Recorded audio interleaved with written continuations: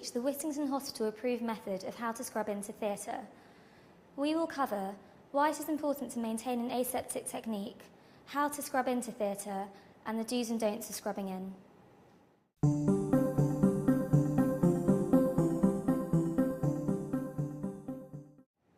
Why is it important to maintain an aseptic technique? We all have microorganisms on our skin, hair and clothing. During invasive procedures, it is important that these microorganisms are not introduced into the patient's body. Therefore, sterile attire is worn during such procedures. Hand hygiene is especially important because these come into closest contact with the patient. They are also an important source of transient bacteria, so it is important to re-scrub between patients when in theatre.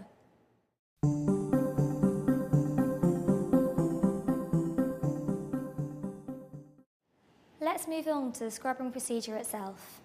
Before entering the clean zone of a theatre, you must make sure your hands are socially clean and take off any nail polish. Take off your clothes and jewellery and put on theatre scrubs and shoes, and put on a theatre hat. Now you're ready to enter the theatre. When you first enter the scrubbing room, you should find and set up your equipment. There are 3 things that you will need. 1. A mask. Put on a visor mask. This should cover your mouth and nose. 2. A gown. And 3. A pair of gloves, making sure you've picked the correct size. Now, open the gown packet onto a flat surface. Tear open the plastic packet and allow the white packet inside to tip out, making sure not to touch it.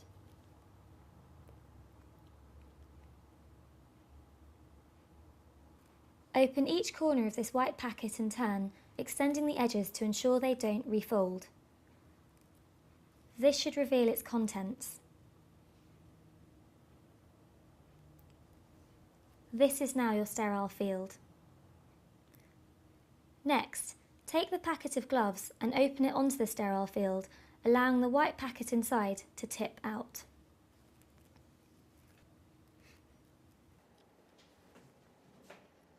Take a scrubbing brush. As you can see, there is a brush on one side and a sponge on the other. There is also a nail pick in this container. Open the packet and leave the brush resting in its container by the sink.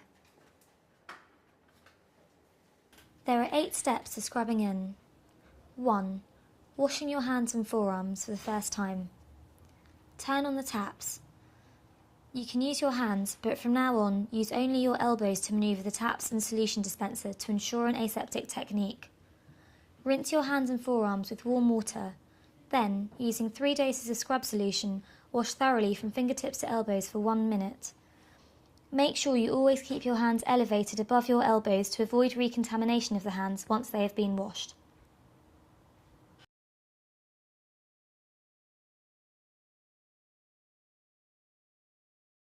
Two, cleaning your nails. Firstly, lather your hands and forearms with scrubbing solution. Then, take the nail pick and clean each nail in turn, rinsing the pick after each nail.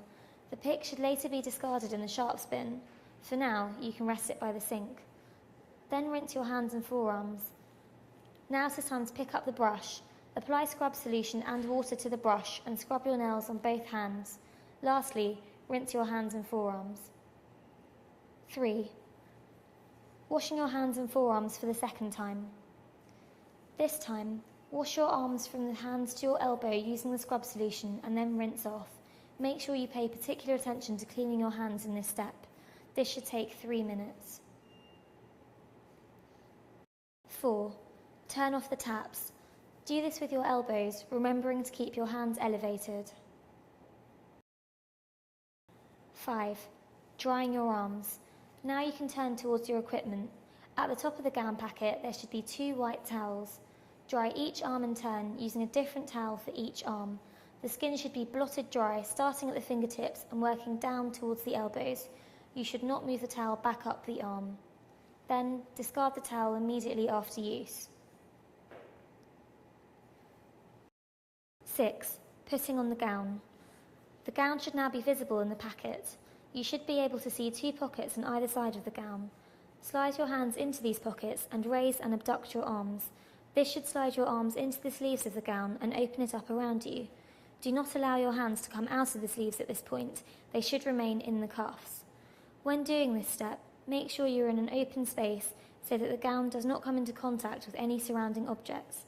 A circulating person will assist you with securing your gown by tying up the back. 7. Putting on the gloves. In your sterile field, open the two sides of the gloves packet, extending the edges to ensure they don't refold. Each glove will be labelled with left or right. With your hand still in the cuffs of your gown, take the left glove and place it on the left cuff. Your left hand should be facing palm side up in the cuff. The fingers of the glove should be facing towards you. Through the sleeve, grasp the cuff of the glove, draw it over your sleeve using the other hand.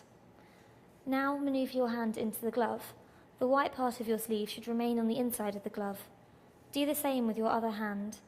Never allow your bare hands to come in contact with the gloves or the outside of the gown. 8. Securing the gown. You will find a card on your waist which you should now hand to the circulating person. Make sure you are holding the blue side and offer them the white side.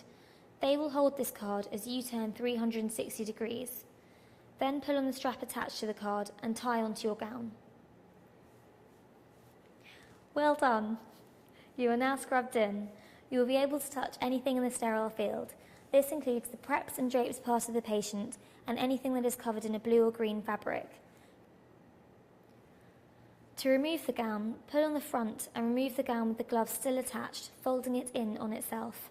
Dispose of it in a clinical waste bin. Wash your hands immediately afterwards. Now let's talk about some do's and don'ts to consider when scrubbing in. Do go to the toilet before theatre. This saves you having to scrub up twice.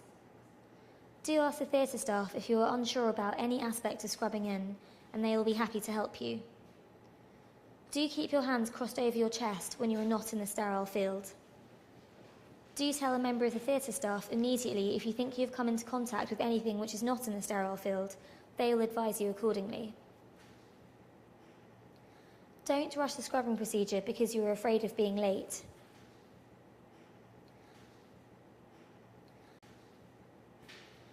Don't let your hands fall below waist level after you've scrubbed in. Don't touch your head or face during surgery. If you have an itchy nose or your mask is uncomfortable, ask another member of the theatre team to help you. Don't scrub in if you have an open cut in your hands. It is best to ask a member of the team what to do in this situation. To summarise, this video has outlined the importance of maintaining an aseptic technique when scrubbing up into theatre. We have demonstrated the 8 steps of how to scrub in and covered key do and don't points to remember. The best way to become familiar with scrubbing up is to practice it as much as possible. Thank you for watching.